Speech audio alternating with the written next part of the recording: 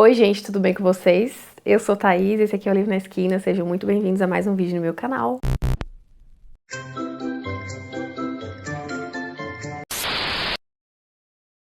Se você é novo aqui, seja muito bem-vindo, espero que você goste, fique por aqui, se inscreva no canal, vá conhecer os outros vídeos, eu falo de livros por aqui e conto um pouco do meu dia a dia. Se você já me conhece, já acompanha o canal, seja muito bem-vindo. De toda forma, se aconcheguem, porque hoje eu vou falar dos livros que eu li no mês de abril. Antes de começar o vídeo, já vou pedir para vocês curtirem, se inscreverem no canal, ativarem o sininho, se vocês ainda não tiverem feito isso, porque me ajuda muito aqui. Nesse mês de abril, eu li 4 livros, e eu vou falar um pouquinho de cada um deles. O primeiro livro que eu terminei foi um romance de época que eu dei 3 estrelas. O nome dele é Uma Promessa e Nada Mais. Esse livro ele faz parte de uma série que é chamada O Clube dos Sobreviventes, que ao todo, se não me engano, são 7 livros. Em cada um desses livros, a gente vai acompanhar a história de um homem, se não me engano tem um livro que é de uma mulher, que são homens que sofreram algum tipo de lesão, trauma, sofreram alguma coisa nas guerras napoleônicas lá da Inglaterra e daquela galera lá da Europa. Uma Promessa e Nada Mais é o 5º livro da série, então eu já li os 4 anteriores e esse é o 5º. E a gente vai acompanhar a história do Ralph, que é um desses sobreviventes, e da Chloe, que aí vai ser o interesse amoroso dele nessa história. O Ralph, ele foi ferido durante as guerras napoleônicas e ele tem uma cicatriz bem grande no rosto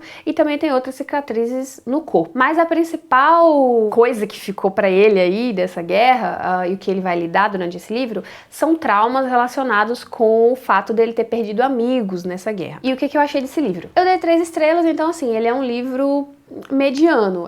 Eu já li romances de época muito melhores, já li também piores. Eu me diverti lendo, foi um livro que me prendeu, me entreteu, mas assim, tiveram várias coisas que me incomodaram um pouco. Ele é um livro que assim, se alguém, por exemplo, me pedisse recomendação de romance de época, ele não é um livro que eu indicaria, assim, porque ele é mediano demais. A protagonista feminina é boa, ela é forte, ela tem uma atitude muito legal no início, assim, de propor uma coisa pra ele que eu falei, caralho, muito legal, esse filme tem tudo pra ser muito bom. Só que nesse mesmo instante em que ela propõe essa determinada coisa pra ele, ela meio que conta já a história de vida inteira dela. E aí não sobra nada pra ser meio que desvendado depois. Ela já botou todas as cartas na mesa e não tem mais nada que a gente fique instigado sobre a história dela, o passado dela, traumas ou coisas assim. Já o Ralph, enquanto protagonista masculino, ele, acho que de todos esses 5 livros que eu li até agora, ele foi o que eu menos gostei. Porque, gente, eu não consegui me sentir, assim, conectada com ele. Eu senti ele muito afastado, várias atitudes dele eu não gostei.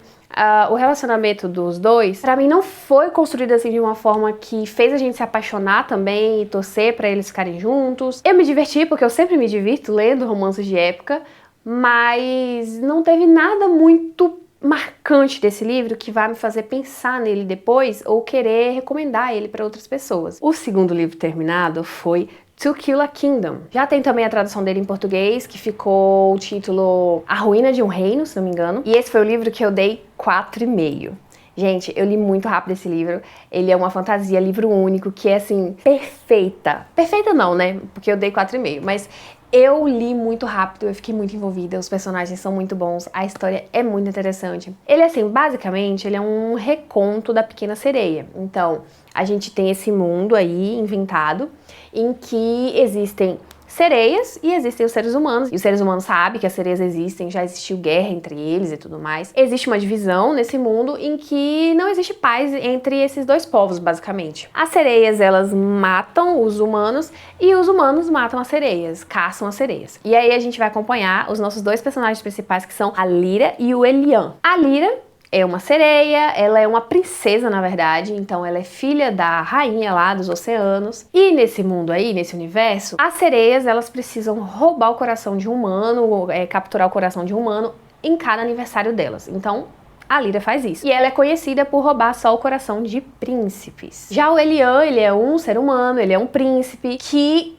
na verdade, não tá muito interessado em se tornar rei, então ele vai pro mar e vira meio que um pirata que vai atrás das sereias e caça elas e mata. Isso porque os seres humanos, eles acreditam que as sereias, elas são seres horripilantes, são muito cruéis e matam humanos. Nesse livro a gente tem capítulos narrados tanto do ponto de vista dela quanto do ponto de vista dele, o que é muito bom. muito bom. A gente vai acompanhar esses dois personagens, as histórias individuais deles, até o momento em que o caminho deles se cruza. E aí a gente tem a nossa história e o nosso desenvolvimento. A Lyra, gente, enquanto personagem principal, ela é muito complexa. Ela, assim, é muito mais complexa do que o Elian, pra mim. Ela tem uma relação muito complexa com a mãe, com o legado dela, com o fato dela ser princesa. Ela tem muitos traumas do passado. No início do livro, ela é uma personagem de caráter duvidoso, que a gente fica assim, essa mulher aí, não sei não. Só que aí a gente vai entendendo o passado dela, os traumas, as coisas que ela teve que fazer, o que não fez,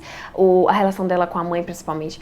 E é muito, muito interessante. E ela, nesse livro, ela tem uma evolução, gente, que é assim, muito satisfatória. Do momento que a gente começa a acompanhar ela até o final do livro, ela é assim, outra pessoa. É a mesma pessoa, né? A gente sabe que desde o começo tava lá aquelas características nela, mas foi assim um desenvolvimento muito gostoso, muito, muito mesmo. O Elian, ele também é um personagem legal, eu gostei muito de ler ele, de ver os pontos de vista dele, as interações entre ele e ela, o desenvolvimento do romance, porque esse livro é um romance, né? Mas eu não consegui me conectar tanto com ele. Eu gostei muito mais da Lyra, porque eu senti que ela é muito mais complexa e eu gostei muito mais das motivações dela, das atitudes dela do que dele. Por exemplo, ele caça sereias e tal, e eu sinto que a motivação pra ele fazer isso não é muito forte. Fica uma coisa assim, tá, você tá fazendo isso só porque você não quer ficar na Terra pra ser o rei. E aí você tá querendo meio que fugir da sua responsabilidade, entendeu? Não é que fugir da responsabilidade, mas ele tá querendo buscar outra vida pra ele. Tem motivações pra fazer o que ele faz, mas são muito ínfimas, sabe? Eu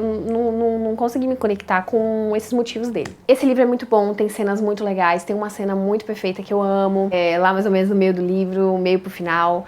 No final, assim, tem também uma cena muito legal. Uma cena não, uma sequência, assim, de cenas muito boas. Então esse livro tem uma escrita muito boa, tem cenas de luta, de batalha muito legais. Tem um romance muito bem desenvolvido. Não tem cenas hot, mas o desenvolvimento do romance nem pede isso, assim. Se tivesse, talvez seria até melhor, mas...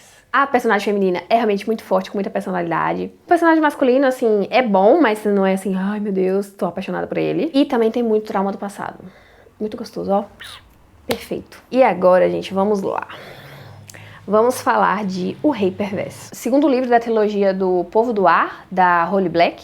Eu falei aqui em janeiro, fevereiro, se não me engano, de O Príncipe Cruel, e agora eu li o segundo livro, que é O Rei Perverso. E eu dei 3,5 pra ele. Eu já vi muita gente falando que assim, esse livro é vendido como romance, mas o foco não é no romance, então eu já fui preparada. Então no primeiro livro eu não me decepcionei. Eu tive tudo que eu queria, teve umas migalhas ali, em que a cena em que os personagens principais, eles realmente têm alguma coisa, é muito legal, então foi ok. Só que nesse segundo livro, gente, não sei, teve alguma coisa que não encaixou bem, assim, pra mim, sabe? Porque agora os personagens principais, que são a Jude e o Carly, eles vão estar por mais tempo convivendo, assim, eu acho. Só que esse tempo que os personagens, eles ficam juntos, eles não se reflete em construção do romance deles, sabe? Então eu senti que tiveram cenas nesse livro que foram muito vazias, que elas só foram colocadas lá para servir o público, mas que não refletem o desenvolvimento dos personagens. O romance deles, pra mim, não tava no momento de chegar até aquela cena. Eu preferia que nem tivesse, sabe? Seguisse do jeito que tava indo. Eu preferia que não tivesse cena nenhuma dos dois juntos nesse livro e tivesse só essa coisa das tramas políticas e essa coisa do ai, gente, não sei, a gente se quer, mas não se quer e tal, do que ter cenas que ficaram, assim, deslocadas da história pra mim. E aí, o que ficou desse livro, assim, pra mim, quando eu terminei, foi... não sei. Eu sinto que não aconteceu nada nesse livro. No final tem um plot legal, assim, e deixa aquele gancho pra você querer ler o terceiro. Terminou o livro, eu fiquei... ninguém evoluiu muito, os personagens estão tudo na mesma. Só que aí eu parei pra pensar, não, pera, mas aconteceu isso, tal... Não, os personagens não estão na mesma, teve uma evolução. Conscientemente, eu sei que teve uma evolução. Mas quando eu terminei o livro, eu fiquei com uma sensação, assim, muito desgostosa de... injeção de linguiça, não sei. E aí junta tudo isso com o fato de que eu já tinha falado no primeiro livro que eu gostei da Jude enquanto personagem principal, mas eu não consegui me conectar com ela, assim, torcer pra que tudo que ela faça dê certo. Eu não consegui. Eu gosto muito mais do Cardan, desde o primeiro livro. Chegou nesse segundo livro, eu gosto ainda mais dele. E aí eu vejo algumas coisas que a Jude faz, eu fico... O que você tá fazendo com o Cardan?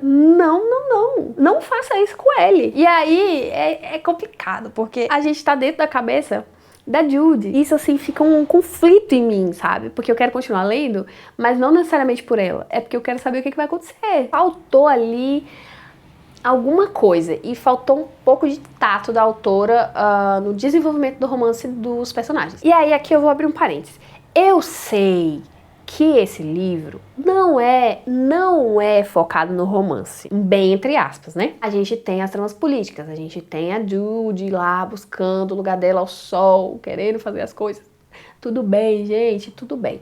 Eu entendo isso, mas não dá pra negar que a gente lê o livro por causa do romance. Não adianta negar isso, sabe? Se isso tá ruim, se esse desenvolvimento do romance deles não é bom, vai sobrar o quê? E agora, gente, o último livro que eu li em abril, eu li em inglês, então em inglês ele tem um nome que é difícil de pronunciar, que é The Wrath and the Dawn, que em português ficou A Fúria e a Aurora. É uma duologia, então esse é o primeiro e o segundo é A Rosa e a Adaga, se não me engano. E ele é um reconto das Mil e Uma Noites. Eu dei 4,5 para esse primeiro livro. Por que eu não dei 5, né? Foi um livro que eu terminei e falei, ai gente, que delícia, eu vou dar 5 pra esse livro. Só que aí eu comecei a ponderar e aí eu vi que tinha umas coisas que não tinham me agradado tanto. Então, primeiro, vou fazer aqui uma ambientação pra vocês entenderem sobre o que é esse livro. Então a gente vai acompanhar a história basicamente de 2 personagens, que é do Khalid, que ele é um califa, que fala. Ele é o califa de Khorasan. Khorasan é esse lugar aí, como é uma alta fantasia, então é tudo inventado. Então é um lugar que não existe.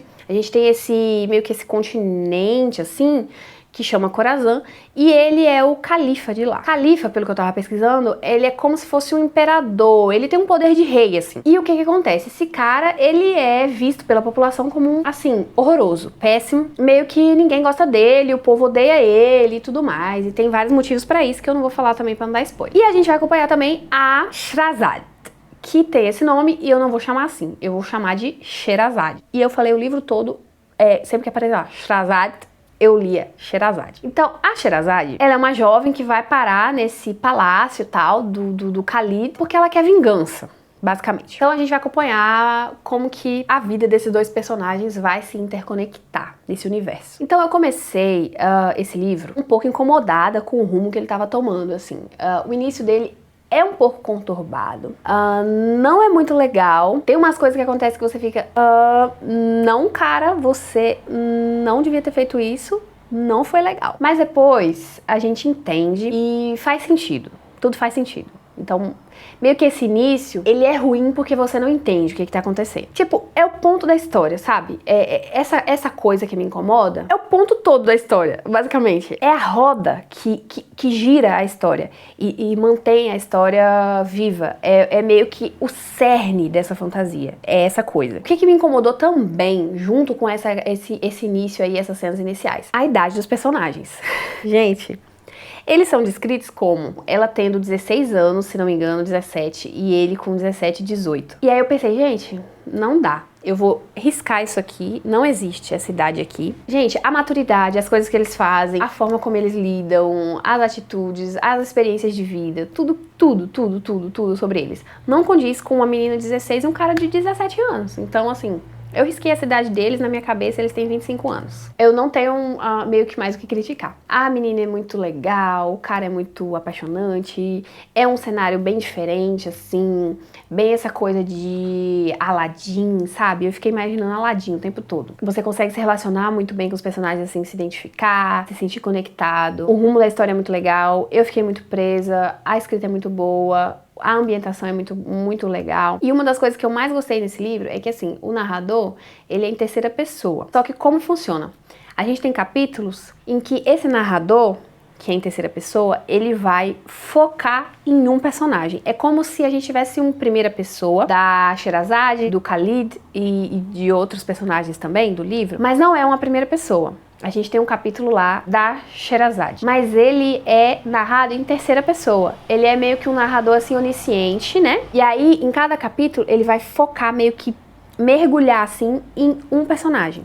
E aí é como se fosse cada capítulo narrado de um ponto de vista, assim. Esse livro, assim, Eu fiquei muito apaixonada por ele. Eu cheguei no final, assim, já querendo começar o próximo, só que eu me controlei, porque eu quero terminar os que eu tô lendo ainda, né? Ainda tem uns livros que eu tô lendo há mais de 2 meses aí, que eu tenho que terminar. Então foi isso, gente. Esses foram os 4 livros que eu li no mês de abril. Na semana que vem a gente se vê de novo, viu? E se você ainda não assistiu alguns vídeos lá do canal, vai lá, tem muito conteúdo. Eu postei um vlog muito legal semana passada, mostrando em que momento eu encaixo a leitura, assim, quando eu tô numa semana bem corrida lá no meu mestrado. E é isso, até a próxima!